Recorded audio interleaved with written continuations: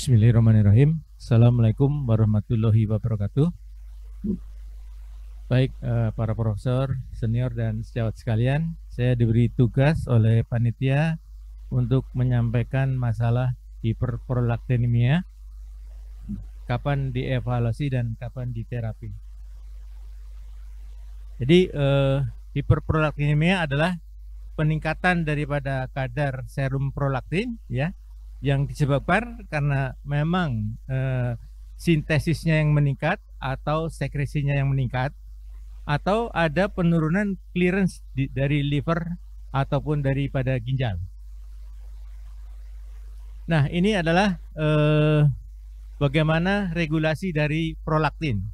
Seperti kita ketahui, prolaktin diproduksi oleh pituitary anterior dan ini distimulasi oleh thyrotropin releasing hormone dan vasoactive intestinal peptide, ya, yang ada di hipotalamus, dan juga sekresinya itu juga diinhibisi oleh dopamin. Setelah disekresi, maka prolaktin tersebut akan diekskresi melalui ginjal.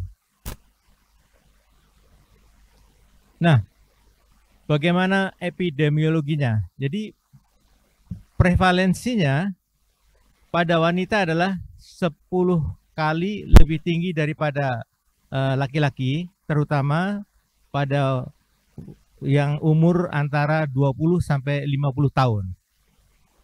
Tetapi prevalensinya pada laki-laki dan perempuan itu mirip apabila umurnya sudah lebih daripada 50 tahun. Nah, etiologinya ini bisa karena dua, yaitu karena apakah ini proses ini sebenarnya fisiologis atau karena patologis. Kalau fisiologis ini bisa karena misalnya orang yang hamil,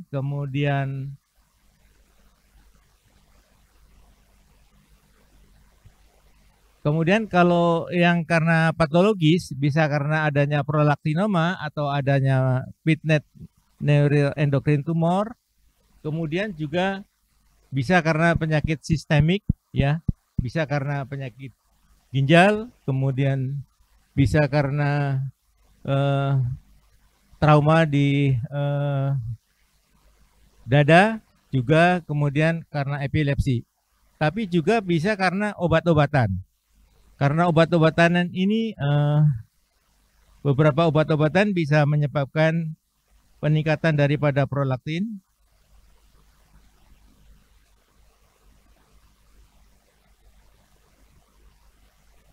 Salah satunya itu adalah MAOI inhibitor, kemudian SSRI inhibitor.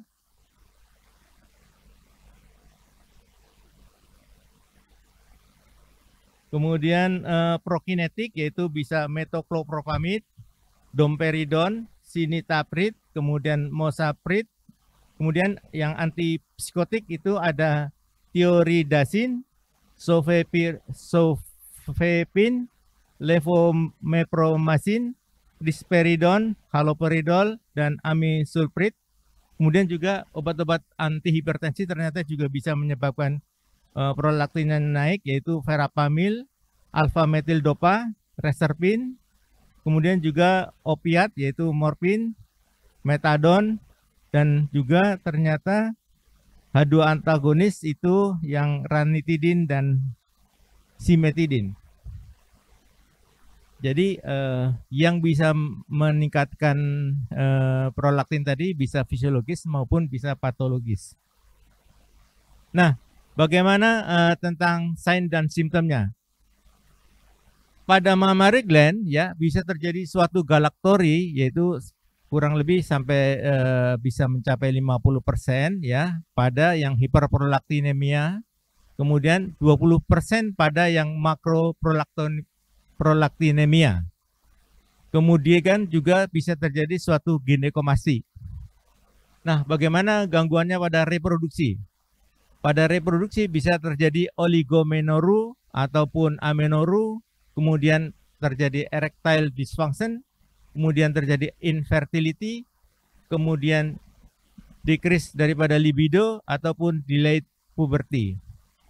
Nah, juga ada efek daripada penekanan dari massa, yaitu adanya sakit kepala, kemudian penurunan daripada atau gangguan lapangan pandang, diplopia, kemudian adanya sensori atau motorik neurological deficit.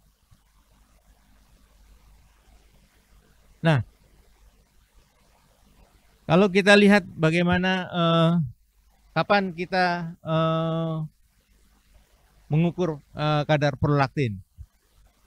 Jadi kita bisa lihat kalau misalnya di dalam secara klinis ada galaktori atau adanya loss of libido, adanya infertility, atau ada gangguan menstruasi atau erectile dysfunction, kita bisa periksa prolaktinnya. Atau secara tidak langsung di laboratorium lain ada kejadian hipogonadotropik atau hipogonadism, kita juga periksa prolaktin. Kemudian kalau dalam imaging itu ternyata ada sellar mass, ya kita itu ada indikasi untuk pemeriksaan prolaktin. Nah, kalau sudah ada hasil prolaktinnya itu, kita lihat hasilnya itu kalau dia inkonsisten atau equivokal, ya, misalnya sudah di batas ambang atas, kita ulang. Atau kalau prolaktinnya itu lebih kecil daripada ambang atas, batas atas, kita ulang atau kita kanulatit lagi. Nah, kalau asimptomatik, kita exclude adanya makroprolaktin ini. Nah, bagaimana kalau dia kadarnya di bawah 200 nanogram per mililiter? Itu bisa karena stres, karena medication, karena hypothyroid, karena renal insufficiency, atau karena liver disease, ataupun karena pregnancy. Nah, bagaimana kalau prolaktinnya itu di atas 200? Nah, ini yang indikasi untuk kita lakukan MRI. Di sini bisa terjadi 3 masalah, yaitu pada yang adenoma dengan moderate elevated prolaktin, ini kemungkinan ini non-prolaktin shock effect. Atau pada large adenoma dengan mildly elevated prolaktin, ini kemungkinan karena high dose hook effect. Nah, yang lain adalah karena prolaktinoma. Nah, pengukuran prolaktin ini dari darah ini sebenarnya cukup untuk mendiagnosis hiperprolaktinemia. Jadi sekali pengukuran itu bisa, tetapi harus tidak ada stres pada saat puncture. Nah, dynamic test untuk prolaktin secretion ini seperti tyrotropin releasing hormone dengan L-dopa, pakai nomifensin ataupun domperidone itu tidak direkomendasikan untuk diagnosis daripada hiperprolaktinemia. Nah, jika kita ada keraguan-raguan, misalnya hasilnya itu borderline, ya, kita bisa mengulang dengan pasien itu disuruh puasa dulu. Kemudian kalau kita curiga bahwa hiperprolaktinemia karena drug induced, dengan simptomatik, ya, jadi kita anjurkan bahwa pasien itu menyetop obat selama 3 hari, ya, dan kemudian kita cek lagi kemudian. Nah, bagaimana interpretasi daripada serum prolaktin ini? Pada wanita, prolaktin serum itu kadarnya itu normal di bawah 25 mikrogram per liter. Pada laki-laki itu 20 di bawah 20 mikrogram per liter. Nah, kalau kita dapatkan adanya kadar prolaktin yang 25 sampai 150 tetapi kadarnya asimptomatik, jadi kemungkinan itu adalah karena makroprolaktinemia, ya. Ini suatu pitfall, ya. Nah, kalau kita dapatkan kadarnya lebih daripada 200 mikrogram per liter, maka ini possible makroprolaktinoma. Nah, bagaimana kalau di bawah 100 mikrogram? Ini kemungkinan stock effect, ya, karena adanya non-fungsional adenoma atau adanya mikroadenoma. Nah, kalau prolaktinnya hanya meningkat sedikit, tetapi tumor pituitarnya sangat besar, kemungkinan ini adalah yang disebut sebagai suatu hook effect. Nah, pitfall dari makroprolaktinemia itu adalah karena makroprolaktin ini adalah protein yang besar ya, yang terdiri dari imunoglobulin yang berikatan dengan prolaktin monomer, dan makroprolaktin ini tidak mempunyai aktivitas biologi karena prolaktin yang besar ini tidak berinteraksi dengan prolaktin reseptor.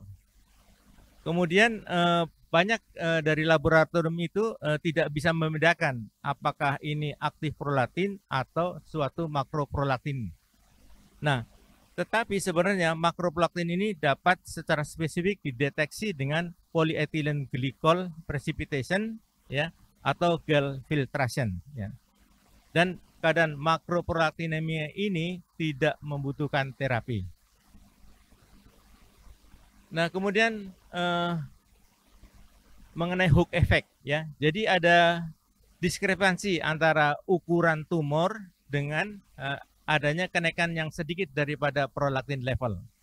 Nah, fenomena ini biasanya disebabkan karena adanya kadar yang terlalu tinggi dari prolaktin levelnya itu dan menyebabkan saturasi antibodi pada dua site AC, dan ini mencegah pembentukan sandwich formation. Nah, untuk hal ini, untuk konfirmasinya kita ulang pemeriksaannya dengan pengenceran sampai 100 kali. Nah, imaging. Jadi pilihan utama adalah pemeriksaan MRI dengan gadolinium kontras. Nah, bagaimana hasilnya? Pada normal MRI itu juga tidak menghilangkan adanya kemungkinan mikroadenoma. Sedangkan pada mikroadenoma, tumornya biasanya diameternya kurang daripada 10 mm. Pada makroadenoma, tumor diameternya itu lebih dari 10 mm.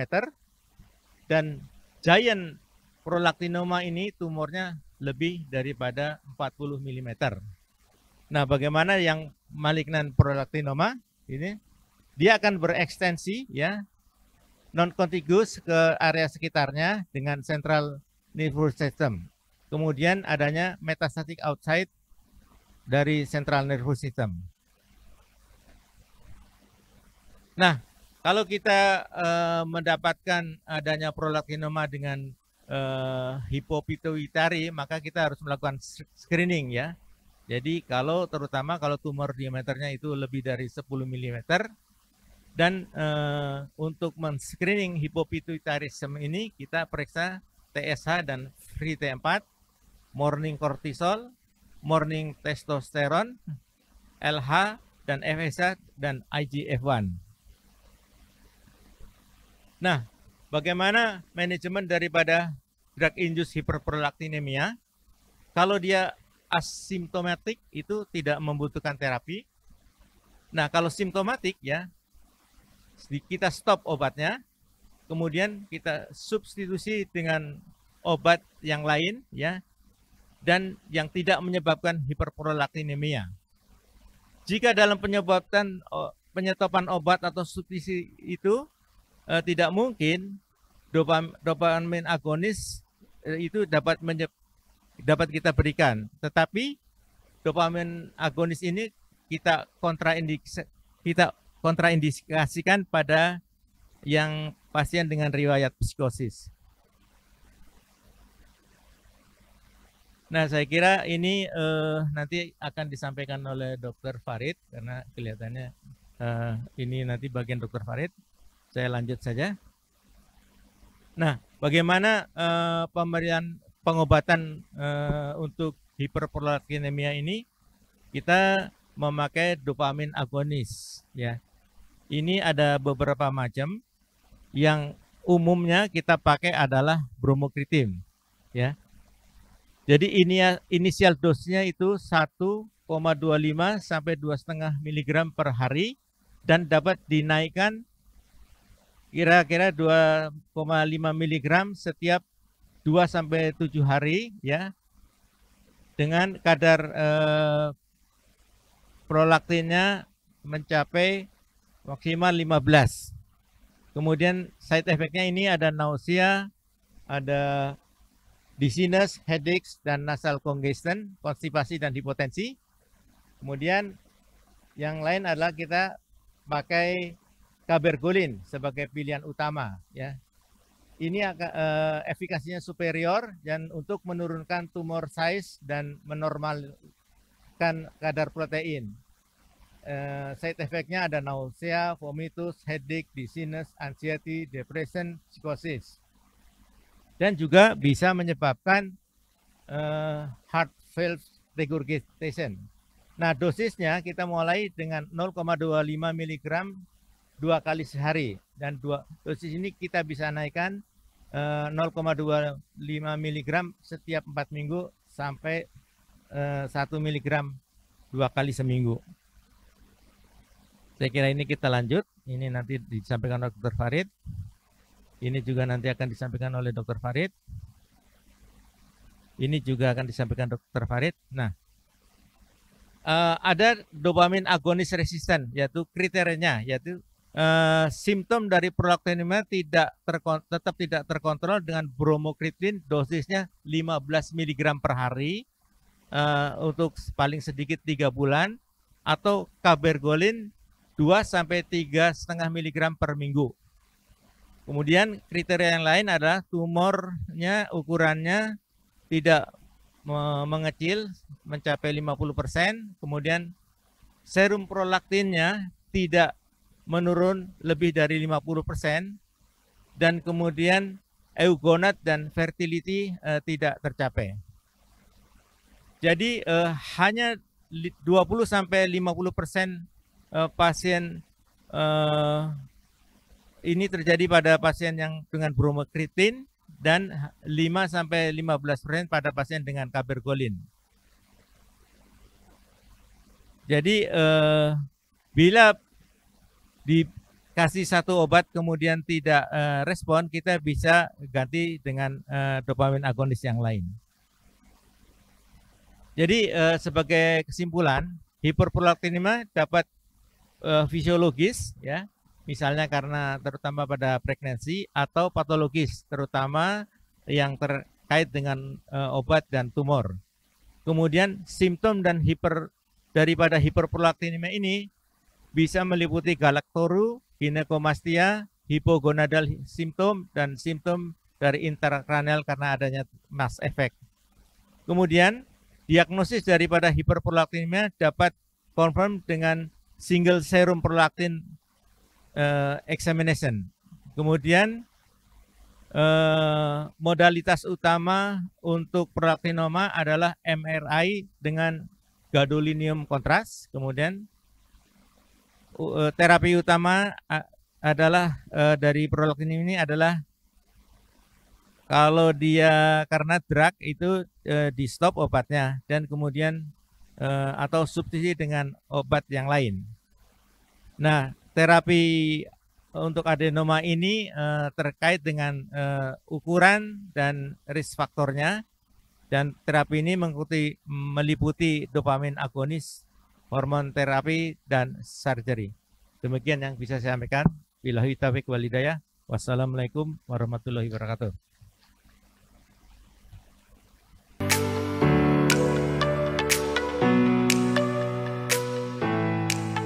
Bismillahirrahmanirrahim. Assalamualaikum warahmatullahi wabarakatuh. Jadi terima kasih tadi sekali lagi Dr. Budiman untuk materinya. Nah, sekarang saya akan melanjutkan Profesor, Senior, dan rekan sejawat bagaimana pilihan tata laksana prolaktinoma.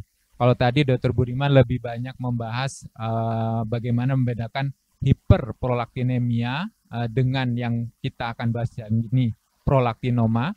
Nah, ini saya akan lebih fokus nanti bagaimana untuk tata laksananya. Prolaktinoma adalah suatu tumor yang berasal dari kelenjar hipofisis yang sifatnya functioning. Jadi kalau misalnya tumor dari kelenjar hipofisis ada yang non-functioning, ada yang functioning. Nah, yang functioning salah satunya adalah prolaktinoma. Prolaktinoma berasal dari sel laktotrop yang akan menghasilkan prolaktin, dan ini merupakan salah satu tumor dari kelenjar hipofisis yang paling sering. Kalau kita lihat di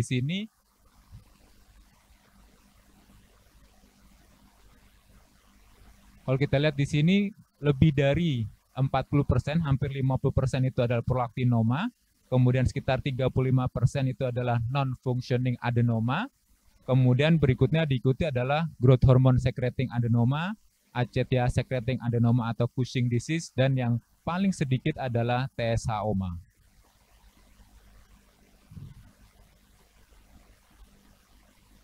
Tadi Dr. Budiman sudah menyampaikan sebagian besar prolaktinoma itu sifatnya jinak.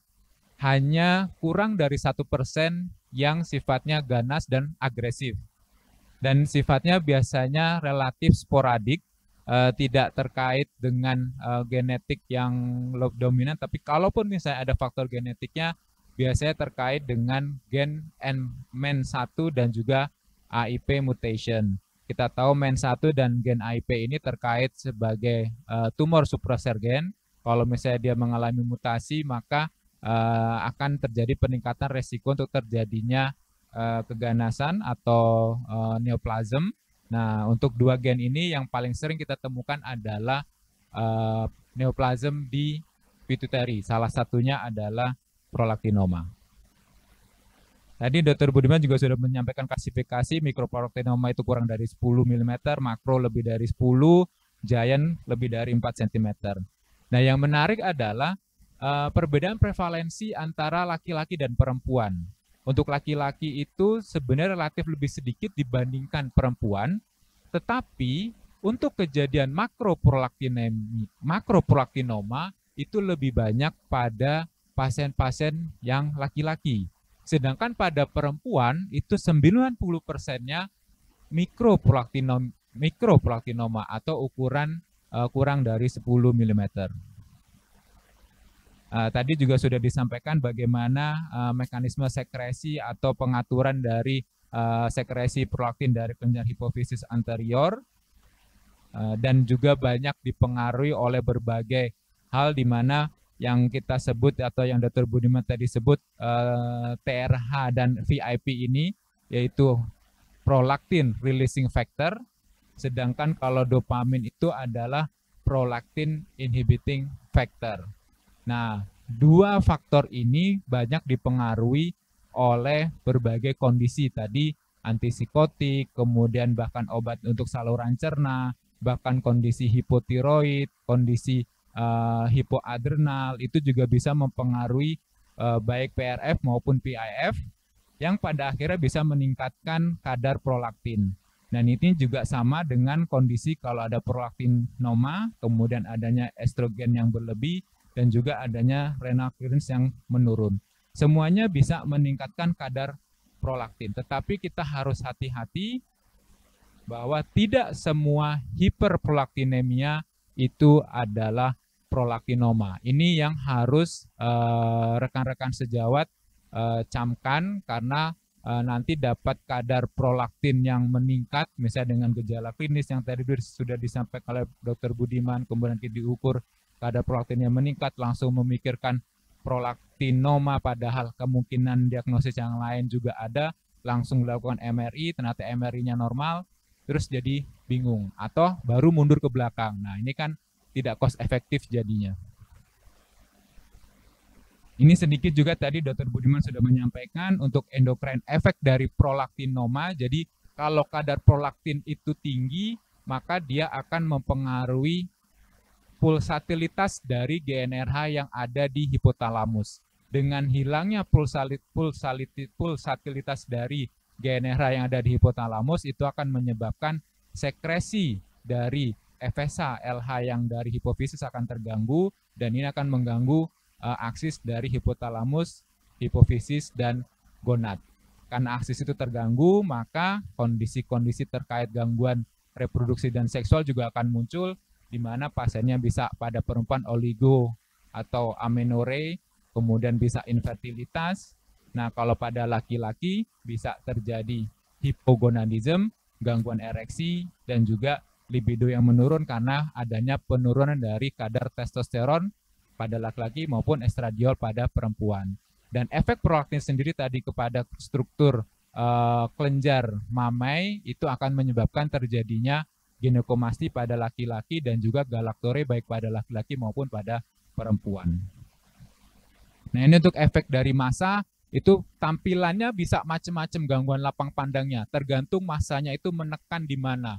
Kalau kiasma opticum, maka yang terjadi adalah bitemporal hemianopsia. Kalau dia mengenai nervus opticusnya, maka terkena sesuai dengan nervus yang mana, mau yang kanan atau yang kiri, nanti mata yang terpengaruh. Atau bisa juga di tractus opticus, jadi yang lebih belakang. Itu sangat dipengaruhi letak dari massa dari prolaktineminya menekan struktur yang ada di sekitarnya. Nah, untuk keluhan-keluhan terkait massa tadi atau space occupying lesion itu bisa juga ada diplopia karena ada masalah atau penekanan di nervus 3, 4, dan 6 yang ada di sinus cavernosus. Jika massanya cukup besar dan juga mendesak ke dalam sinus cavernosus, maka bisa terjadi yang kita sebut dengan cavernous sign, bisa sakit kepala, kemudian diplopia, strabismus, dan juga ptosis. Dari kelopak matanya cenderung menutup. Nah, tadi Dr. Budiman juga sudah menyampaikan terkait biochemical evaluation. Yang pertama tentu saja kalau kita menemukan tadi gejala-gejala yang saya sudah sebutkan, maka kita harus memikirkan untuk mengukur kadar prolaktin.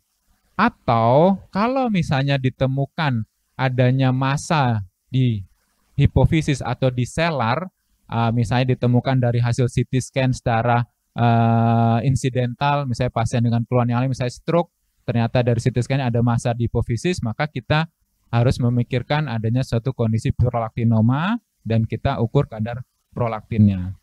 Nah, untuk pengukuran yang lain atau evaluasi biochemical yang lain, maka sangat tergantung dengan kondisi misalnya defisiensi hormonal, misalnya penekanan massa dari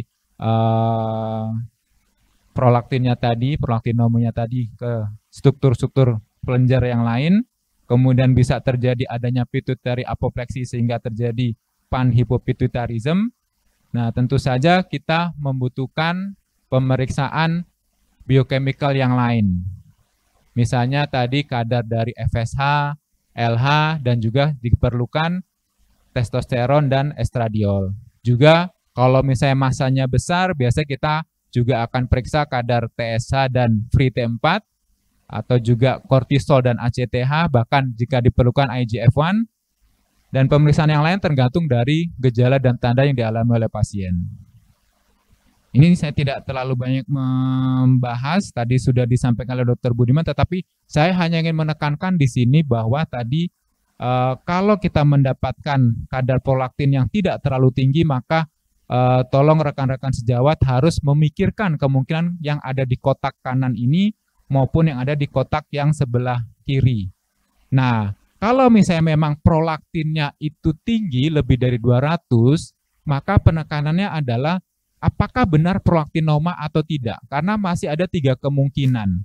Yang tadi Dr. Budiman sampaikan adalah kalau misalnya itu massanya cukup besar tetapi peningkatannya tidak terlalu tinggi, bisa aja efek dari stok effect. Jadi penekanan dari massa tersebut, jadi sebenarnya massa yang ada di hipofisisnya itu sebenarnya non-functioning, tetapi karena dia menekan stok, tadi yang saya sampaikan, yang saya perlihatkan gambarnya, menekan stok itu akhirnya dopaminnya terhambat, dopamin PAF-nya itu dan PRF terganggu, maka prolaktinnya akan meningkat. Nah, yang satu lagi, kalau misalnya ukurannya jauh lebih besar, tetapi prolaktinnya lebih rendah atau tidak terlalu meningkat, maka itu terjadi yang namanya high dose hook effect. Jadi terganggu dari assay untuk pengukuran kadar prolaktinnya. Saking tingginya kadar prolaktin, maka antibodinya sampai jenuh dan tidak bisa membentuk formasi sandwich yang itu akan dideteksi oleh immunoassay. Karena prinsipnya adalah yang harus dipegang, ukuran dari lesi prolaktinoma itu akan selalu berkorelasi positif dengan kadar prolaktin. Semakin besar, harusnya kadar prolaktinnya akan semakin tinggi.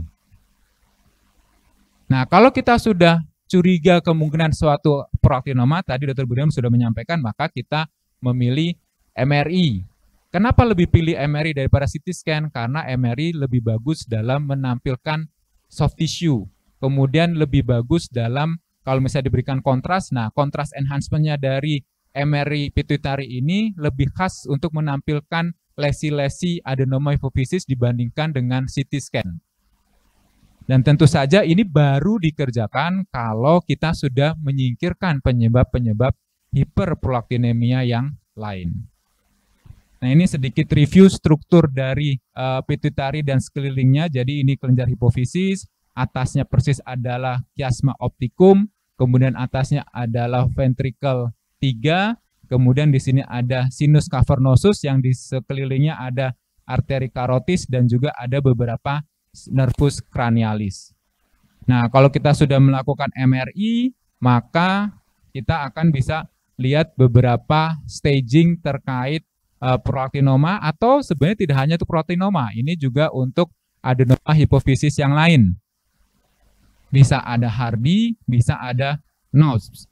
Nah, kalau untuk Hardy itu yang perlu dokter perhatikan terkait dengan grade 2 sampai ke atas itu sifatnya lebih invasif, dan juga yang asimetrikal itu juga lebih agresif biasanya. Nah, untuk yang NOBS ini biasanya nanti membantu, tadi Dr. Budiman sudah sekilas menyampaikan juga kapan kita memilih tata laksananya. Nah, ini biasa terkait dengan, kalau misalnya dokter perhatikan ada garis-garisnya, itu terkait dengan letak penyebaran atau destruksi dari massa itu melewati sinus cavernosus menggunakan garis-garis yang nanti dikaitkan dengan posisi dari internal carotis arteri. Nah, sekarang kita masuk ke manajemen atau tata laksana. Nah, tata laksana dari prolaktinoma ini yang utama adalah medikamentosa, yaitu dopamin agonis, kemudian surgery, dan juga radioterapi. Apa tujuan dari tata laksana? Tujuannya dari tata laksana untuk prolaktinoma adalah menormalkan kadar prolaktin, menurunkan atau mengecilkan ukuran dari tumor, dan juga merestorasi dari fungsi hormon maupun gonad. Nah, untuk dopamin agonis ini mekanisme kerjanya adalah dengan menghambat sekresi prolaktin. Kita tahu tadi dopamin merupakan prolaktin inhibiting factor. Nah, dia akan menghambat sekresi dari prolaktin, menghambat ekspresi gen dari prolaktin, dan juga proliferasi dari sel laktotrof yang menghasilkan prolaktin itu sendiri. Bahkan jangka panjang akan mengindus apoptosis dari sel laktotrof sehingga ukurannya juga akan mengecil. Nah, ini yang perlu ditekankan adalah dopamin agonis itu sebagai first line treatment untuk sebagian besar kasus prolaktinoma. Nanti saya akan tunjukkan apa indikasi untuk yang surgery. Nah, ini jadi kalau misalnya ukurannya itu NOBS 1 dan NOBS 2, maka yang utama dipilih adalah dopamin agonis. Nah, kalau misalnya NOBS-nya itu 0 atau NOBS-nya 1, sebenarnya bisa dipertimbangkan untuk, bahkan mungkin kalau misalnya orang melihat, oh kalau misalnya kecil lebih baik obat. Nah, tetapi pada khusus prolaktinoma, sebenarnya kalau dari literatur dari European Society Endocrinology, walaupun ini rekomendasinya cukup lemah, kalau misalnya ukurannya itu kecil dan itu benar-benar letaknya di dalam itu concise, compact di dalam lesi hipofisisnya, maka bisa didiskusikan dengan pasiennya karena hasilnya bisa lebih bagus dengan recovery untuk hormonnya bisa lebih dari 90%, tetapi syaratnya surgeonnya atau neurosurgeonnya juga harus berpengalaman dalam mengerjakan ini. Tapi ini jadi harus didiskusikan dengan sangat baik. Tapi nanti akan saya sebutkan apa indikasi dari surgery untuk prolaktinoma. Nah, ini Dr. Budiman sudah menyampaikan, mungkin tidak perlu saya ulang lagi untuk terkait dosis dan juga cara pemberian untuk dopamin agonis. Nah, jelas cabergoline itu dipilih lebih dari bromokriptin terkait dengan side effect-nya yang lebih rendah, aktivitas dalam menekan kadar prolaktin. Bahkan untuk drop out dari satu penelitian ini, kalau misalnya dibandingkan antara bromokriptin dan cabergoline, itu untuk cabergoline tidak ada yang drop out, untuk bromokriptin bisa sampai 15% yang drop out. Ini ada satu kasus yang saya ingin sharing bagaimana cabergoline ini bisa sangat bermanfaat. Ini pasien di RSCM usia 19 tahun, pasiennya dengan giant prolaktinoma, ukurannya waktu awal itu 7-8 cm, sudah pernah dioperasi 2 kali karena waktu itu awalnya karena gangguan lapangan pandang yang sangat progresif, akhirnya dipilih operasi dari rumah sakit yang luar. Kemudian setelah 2 kali operasi, ukuran massa tidak mengecil, akhirnya dirujuk ke RSCM untuk radioterapi. Nah, setelah dilakukan radioterapi 30 kali, ternyata ukuran massanya hanya mengecil, tidak terlalu signifikan, jadi 6 kali 7 cm. Baru setelah itu pasiennya dirujuk ke divisi endokrin kita, dan akhirnya kita mulai pemberian terapi cabergoline. Dan setelah diberikan terapi cabergoline, ukurannya dari 6 kali 7 cm mengecil sangat signifikan, walaupun masih ada invasi ke sinus cavernosusnya, jadi sekitar 3 kali 4 cm dengan gangguan lapan pandang yang perbaikan. Dan kalau kita lihat kadar prolaktinnya dari awalnya 11.300, setelah pengobatan tidak sampai 1 tahun sudah normal menjadi 26, dan testosteron yang tadinya rendah 0,86 sudah membaik normal kembali menjadi 2,22. Jadi ini hasil yang sangat bagus dari penggunaan cabergoline atau dopamin agonis, sehingga ini menekankan bahwa dopamin agonis bisa menjadi first line treatment untuk prolaktinema. Nah, untuk follow up-nya bagaimana? Nah, untuk follow up-nya, maka untuk dopamin agonis itu, kalau pasien dapat dopamin agonis, maka pengukuran selanjutnya untuk MRI untuk mikroprolaktinoma itu setelah 12 bulan, untuk yang makroprolaktinoma itu setelah 3 bulan. Nah, untuk adverse event terkait gangguan hormonal itu dilakukan setiap tahun. Untuk pengukuran prolaktinnya bisa tiap 3-12 bulan. Kemudian untuk kalau misalnya setelah 3-6 bulan mendapatkan terapi dopamin agonis tetapi masih ditemukan hipogonadisme, maka bisa kita mulai hormon replacement terapi, bisa penurunan estradiol atau testosteron. Dan kalau misalnya ada peningkatan kadar prolaktin dalam treatment, kemudian ada simptom yang baru, ada pituitary dysfunction, maka dilakukan follow up MRI untuk melihat ukuran dari prolaktinoma. Tadi Dr. Budiman sudah menyampaikan terkait dopamin agonis resistance, saya tidak perlu mengulang kembali. Kemudian ini adalah indikasi dari operasi atau surgery pada pasien dengan prolaktinoma. Tentu saja kalau pasiennya ada dopamin agonis resistance, jadi tidak ada respon yang bagus dengan dopamin agonis. Kemudian pasien dengan intoleran terhadap dopamin agonis, jadi udah diberikan bromokriptin tidak tolerir, kemudian coba diganti dengan cabergoline tetap tidak tolerir juga, maka ini bisa kita pertimbangkan untuk surgery. Atau pasien-pasien dengan gangguan neurologis yang progresif, yang tidak membaik bahkan memburuk pada saat dilakukan terapi medikamentosa, maka ini indikasi untuk surgery. Atau pasien yang dengan tumor hipofisis yang tidak hanya mensekresikan prolaktin tetapi juga mensekresikan growth hormone, itu juga indikasi untuk surgery. Atau pasien dengan kondisi pituitary apopleksi. Dan yang terakhir adalah preferensi dari pasien, misalnya beberapa wanita muda yang tidak mau mendapatkan terapi dopamin agonis jangka panjang, apalagi yang masih mau hamil. Nah, ini bisa ditawarkan untuk surgery, apalagi kalau lesinya tadi masih kecil. Untuk surgery-nya yang paling banyak adalah approach-nya adalah transvenoid. Nah, tentu saja yang namanya surgery itu dengan ada beberapa komplikasi, bisa sampai mortalitas. Nah, untuk komplikasi yang major itu lebih terkait dengan lesi pada otak, bisa kebocoran cerebrospinal fluid, kemudian ada meningitis, adanya perdarahan intrakranial, vascular injury, dan bahkan visual loss. Nah, untuk minor complication-nya itu terkait dengan problem di hidung, bisa ada problem di sinus, kemudian di septum, dan juga bisa epistaksis berulang. Dan ini sebenarnya bisa menurun komplikasinya jika operasi tersebut dikerjakan di center dengan bedah saraf yang sudah ahli dan juga punya high volume. Jadi memang dedicated untuk mengerjakan pasien-pasien dengan massa di hipofisis. Nah, ini follow up-nya kalau untuk surgery itu initial MRI-nya setelah 3-6 bulan, kemudian untuk adverse event kita cek setelah 6 bulan, kemudian prolaktin juga sama dengan dopamin agonis sekitar 3-12 bulan, untuk hipogonadisme juga sama, dan juga kapan kita follow up MRI jika kalau misalnya ada kondisi-kondisi new symptoms atau prolaktinnya yang makin meningkat bahkan setelah dilakukan operasi.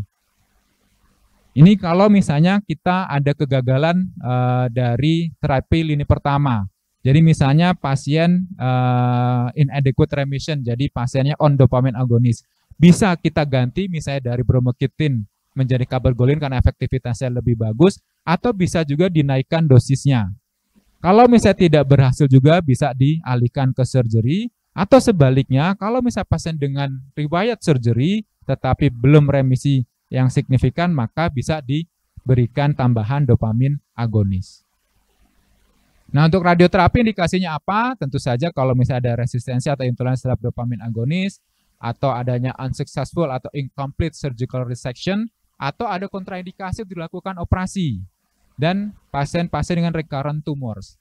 Nah, tentu saja tidak tanpa resiko, karena kalau misalnya kita lakukan radioterapi, itu bisa terjadi yang namanya peradangan di hipofisisnya, sehingga pasien resiko terjadi panhipopituitarisme cukup besar. Tetapi dengan tadi disampaikan sekilas oleh Dr. Marta dari sesi yang sebelumnya, dengan stereotactic radioterapi teknik itu keluarannya lebih bagus, efek sampingnya juga lebih kecil, dan juga responnya bisa membutuhkan beberapa tahun. Ini slide terakhir saya, mohon maaf waktunya agak sedikit molor. Prolaktinoma itu adalah pituitary secreting tumors yang paling banyak, dengan dopamin agonis sebagai first line treatment. Tentu tata laksana yang lain bisa meliputi pembedahan dan radioterapi. Untuk evaluasi kita lakukan pengukuran kadar prolaktin, kemudian imaging dengan MRI, dan juga evaluasi hormonal untuk mengetahui bagaimana outcome dari tata laksana yang kita berikan. Itu saja bisa saya sampaikan, kurang lebihnya mohon maaf. Assalamualaikum warahmatullahi wabarakatuh.